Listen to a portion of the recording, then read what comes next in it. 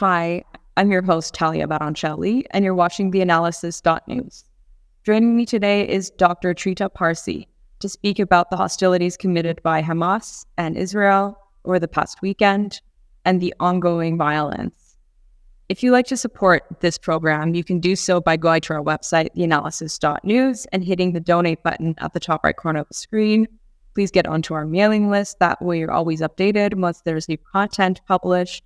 And also like and subscribe to our podcast wherever you watch this show. See you in a bit with Trita Parsi.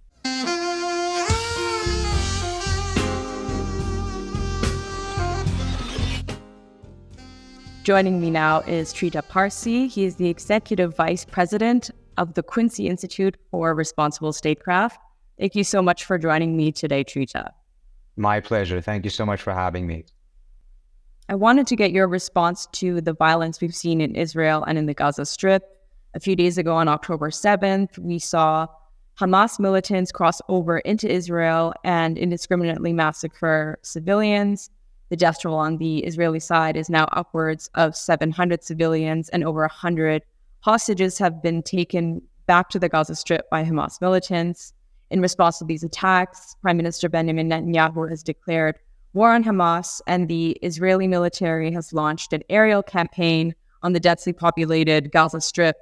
The death toll on the Palestinian side is now upwards of 600 civilians, and given the blockade on Gaza, which is limiting food, medical supplies, and electricity to Gaza, the death toll will most likely or inevitably increase. This is all happening against a backdrop of Netanyahu supporting illegal settlements in the West Bank and the violence of settlers against Palestinians there. There was an incident in which a Palestinian gunman killed 4 Israelis, and some settlers ended up torching an entire Palestinian town in response. So the history here is something that can't be ignored. The Wall Street Journal did publish a piece insinuating that Hamas received assistance from Iran in launching these attacks. What do you say to that? Well, if we start off from the beginning of your question, obviously these are horrific events. Countless of war crimes are taking place now on both sides. And but what I don't think one can say is necessarily that this is surprising. Certainly, the scale of the Hamas attack, the technological advancement that they showed is probably surprising. But the idea that something like this would happen, meaning that there would be a return to violence, cannot be said to be surprising. In fact, part of the reason why I think some are surprised is because they truly had believed that the Palestinian issue no longer was a real crisis, and that Europe had forgotten about the Palestinians. The United States certainly had, and now Arab leaders were increasingly doing so. And then, of course, the Arab street had been embroiled in its own Arab Spring for a decade and was looking inwards rather than towards the Palestinian issue. That was entirely wrong, and it was predictably wrong, because the Palestinians were not going to forget the Palestinians, and that there's impossibility of having continued, almost permanent blockade, occupation, and expecting that violence wouldn't erupt again, particularly as the West is indicating that they're all buying into the idea of an Abraham Accord, meaning that the Arab states would move beyond the Palestinian issue and normalize with Israel without any significant changes on the ground in terms of giving the Palestinians their national rights. So unfortunately, at some point, some form of eruption of violence was very likely, and this is now what we're seeing. And so I think that premise, the idea that one could just move beyond the Palestinian issue, has been disproven, predictably disproven, but it's been disproven in a much, much more brutal and horrific way than many had expected. As to the question of Iran's involvement, I don't think there's any doubt that the Iranians are supporting Hamas. I don't think there's any doubt that the Iranians are providing weapons to Hamas. That is different, however, from saying that the Iranians were operationally involved, or as the Wall Street Journal said, that they essentially gave a green light to this operation. I find that unconvincing for a variety of reasons. First of all, Hamas's relationship with Iran is not such that they would seek or demand or request a green light from Iran, or that they would put themselves under the command of the Iranians. But more so, also take a look at what the U.S. side is saying. The administration is denying any evidence, indicating that Iran was involved. And so are the Israelis, incidentally. The Israeli spokesperson for the IDF has come out and said that there's no evidence for Iran's involvement. I think that story was flawed in many different ways, including the idea that since August there had been bi-weekly meetings between the heads of Hamas, Islamic Jihad, Hezbollah, and the Iranians, including on 2 occasions Iran's foreign minister. All of this taking place in Beirut, and the Israelis did not pick up on this. That's beyond the type of intelligence failure that this operation has been indicator of showing on the Israeli side. This makes it a much, much larger intelligence failure, one that is so large that I had hard time believing it. Now, having said that, if I could just make one last point, I think it is important to recognize, though, that the Iranians actually do want the world to believe that they had something to do with it. They want to have plausible deniability in the sense of being able to say that they didn't, but they're happy if there is a belief that they probably did have something to do with it, because in their view, it boosts their credibility in the region amongst the populations, particularly amongst the Arab Street. It puts them in a stronger position of their claim for regional leadership, particularly vis-a-vis their rival Saudi Arabia. So we have cases in the past in which the Iranians may not have had anything to do with a specific attack, but nevertheless benefited from the perception that they had something from it. And I think that's the game that they're playing right now. Well, to pick up on your previous point, Secretary of State Antony Blinken also said that there's no evidence that Iran was involved. But there are, of course, Republicans who are pointing the finger and saying that it's a result of the Biden administration unfreezing $6 billion of Iranian assets, which actually funded this attack, which is absolutely nonsense because we know that there are certain stringent regulations and measures as to how this money can actually be used by Iran, primarily for humanitarian or medical purposes, as I understand it. So that's another thing to take into account. But do you really think that Hamas launched this attack in response to normalization between Arab states and Israel, or was it more just to get back some of their prisoners who are being held in Israeli jails? I think the normalization dimension may have been one consideration. I don't think it was the driving force of this. Again, a lot of commentary in the West that is suggesting that that is the sole reason for this seems to be departing from a point of ignorance about the situation of the Palestinians. Just because Western media has not been reporting the things you pointed out, for instance, of the expansion of the settlements, the burning down of Palestinian villages, the ongoing blockade and occupation of Gaza, and the suffering of the people there, doesn't mean that that is not true and that that would not be the primary motivation for Hamas to lash out in the manner that it has. The fact that it likely would have this impact on normalization is probably something that has crossed their mind, probably something that they see as beneficial. But I'm not so certain that that is a driving force behind this. One can definitely imagine that if they wanted to ruin the atmosphere for normalization, there are probably things that Hamas could do that would be of far lower and smaller scale than this, that would nevertheless still achieve that objective. So I do think that this goes well beyond that, but I do at the same time think that there is a validity to the question, because this is going to have an impact on this.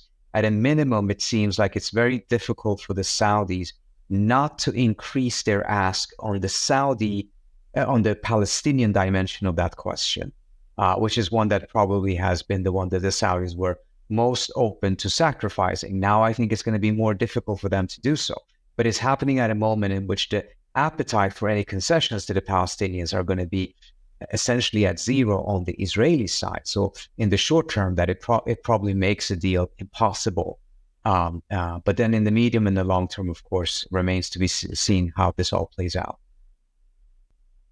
Do you think that given the controversy around Bibi Netanyahu, given the protests against his very controversial judicial reforms, that there will be a sort of rallying around the flag? Or, we have also seen some journalists and also more left of center newspapers in Israel saying that the response to these attacks in Israel have been absolutely, just that they were caught off guard, they haven't been prepared, and that it took several hours for certain representatives from the military and the government to even make a statement. A lot of people have been left in the dark. They don't have electricity in the southern parts of Israel. They don't really know what's going on, and they've been forced to rely on some local media to find out what's going on. So how do you assess the government's response and how Netanyahu will be remembered? I think in the short term, there is going to be a rallying around the flag effect. That is what we see in other countries. That is also what we have seen in Israel in the past, particularly after the 1973 war that also took Israel by surprise. In the longer term, however, there is going to be introspection, as there was after the failed Israeli invasion of Lebanon back in 2006. And a damning report came out of that, showing the many, many errors and flaws and miscalculations on the Israeli side. So I suspect that we will see an extremely damning report coming out, but it's not going to happen now. At this moment, the impact and the consequences on the Israeli side is likely going to be rallying around the flag and a short-term benefit for the Netanyahu politically.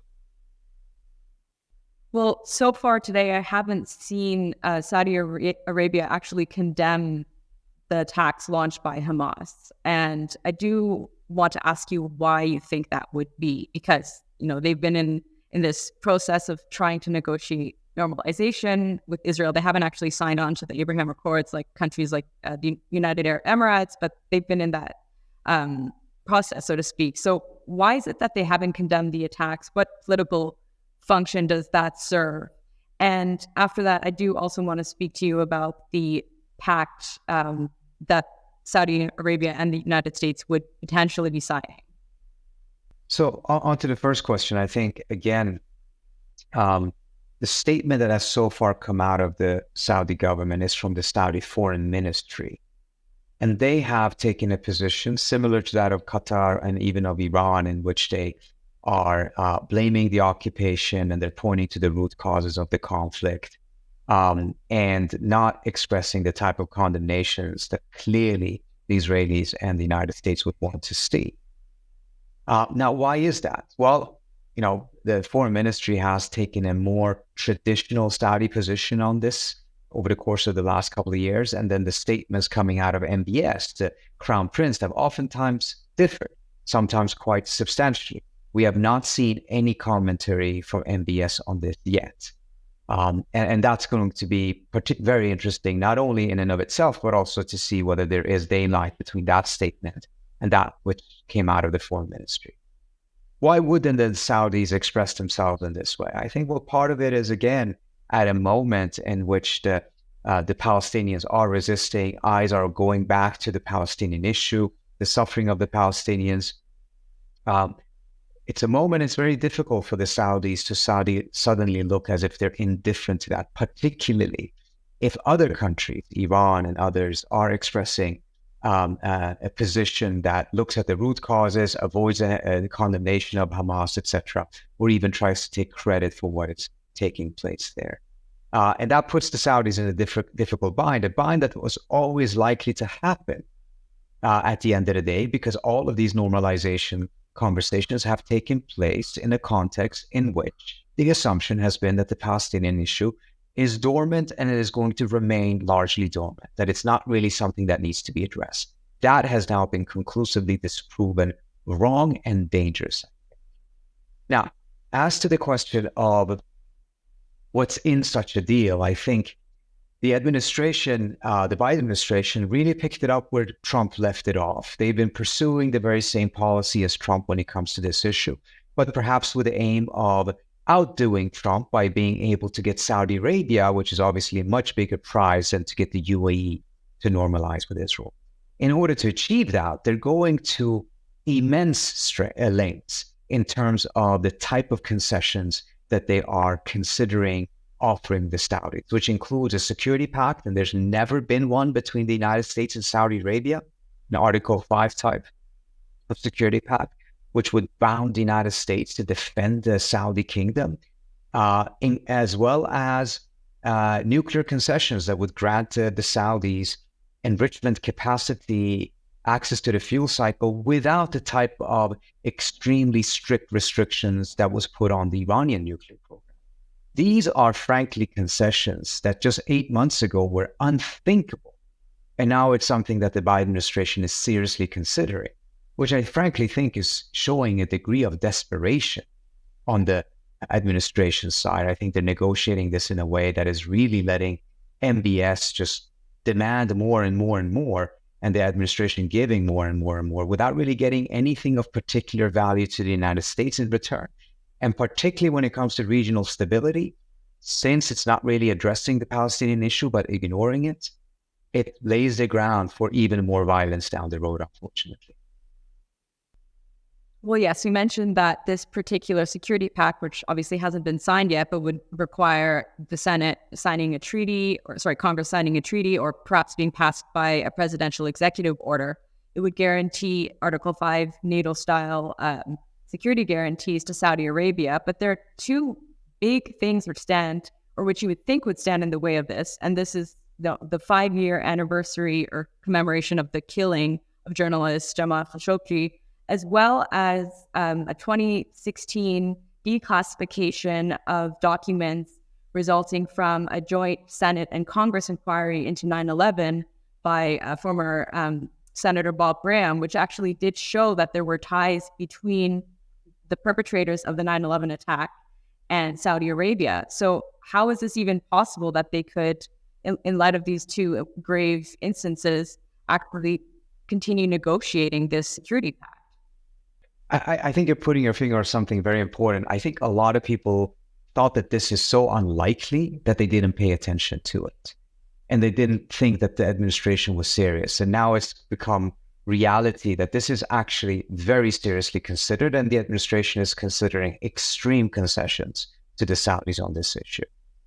Now, I think the only way they could get this through is by combining it with normalization, a full package, in which their hope is that the argument that this is such a historic breakthrough will compel members of the Senate to vote in favor of it because they want to look as if they're on the right side of history, or whatever metaphor they use. But I think that was also a calculation at a moment where most people in the Senate was not paying attention to this issue. All eyes were either on Ukraine or on Taiwan. And as a result, there could have been, or there seemed to have been, a pathway for them to get this through the Senate without much resistance. I think that is changing now. We saw a letter last week from 20 Democratic senators expressing deep concern about some of these concessions. So I don't think this is going to be the smooth sailing that the administration first thought, and particularly now in light of these attacks, I think also that is going to give it it's going to complicate it further, not just in the region, in which neither the Saudis or the Israelis will have much appetite for it, but even on Capitol Hill, I think there's going to be some pause. Well, final question, and I did want to shift to Armenia. We have seen ethnic cleansing of Armenians from the Nagorno-Karabakh region. They've had to flee to Armenia, and Azerbaijan hasn't really faced any repercussions on the international scale for their involvement in this. And this is obviously a very historic conflict, so it didn't just start yesterday. So given, all the sanctions against Russia for its invasion of Ukraine, how is it that the international community hasn't responded with any sort of reprimand or repercussions for Azerbaijan? I think it's a great question. It's that very same question that a lot of countries in the global south asked themselves when the illegal invasion of Ukraine by Russia was framed as a major threat to the rules-based international order. That first seemed to presume that there was such a thing as rules that were binding to all, and that's something that a lot of countries questioned. But then when they were asked to make significant sacrifices in the name of upholding that order, you saw that there were not a lot of buyers outside of the West and a few Asian countries. And part of the reason was precisely this, that there was a clear awareness that this would be a one-off, that the rules would be applied now because this was important to the West. But as soon as another conflict emerged, it would be ignored. And that conflict emerged within a year and a half, not too far away from Ukraine, even involving some of the other actors, in the sense that Russia, of course, is a very important player in all of this. And there was complete silence and ignorance ignoring of this issue. We're seeing ethnic cleansing taking place there. We're seeing the Azeris getting help from Israel in doing all of this because of the military success that they've had. Is very much partly as a result of training and weapons coming from Israel. And we even saw the Ukrainian President Zelensky thanking the dictator of Azerbaijan for helping uphold the principles of sovereignty and national boundaries in a tweet. And again, it shows how unevenly these rules are being applied and why a lot of countries in the global south are not going to make any sacrifices upholding an order that is only there to benefit those who control it rather than benefiting all of the countries in the system. And I think we're reaching a breaking point on this issue. I don't think it is going to be possible to continue in this matter. I'm not saying anything's going to change tomorrow, but the shifts in power globally are such that it is really difficult to see that how this status quo will be tolerated for much longer. What the alternative is really difficult to predict. Ideally, it would actually be a reinvigoration of the global governing structure and significant improvement of it. But perhaps a more likely scenario is that it will be a global order that gets so fragmented that it essentially becomes not just a multipolar world, but a multi-order world, which is difficult to see how that ultimately will be positive for the world as a whole, particularly mindful of the fact that we need global action, coordinated action to address transnational threats such as climate change and pandemics. How can that happen in a multi-order world? Well, it's quite evident that multi-order world will be juxtaposed with this imaginary rules-based order which Western diplomats seem to think exists. So Trita Parsi, the Executive Vice President at the Quincy Institute for Responsible Statecraft, thank you so much for joining me today. Thank you for having me. Appreciate it. Thank you. Thank you for watching theAnalysis.news. If you'd like to support our show and help us continue to create this content, please go to our website, theAnalysis.news, and hit the donate button at the top right corner of the screen. We really can't do this without you, and we appreciate all your support. See you next time.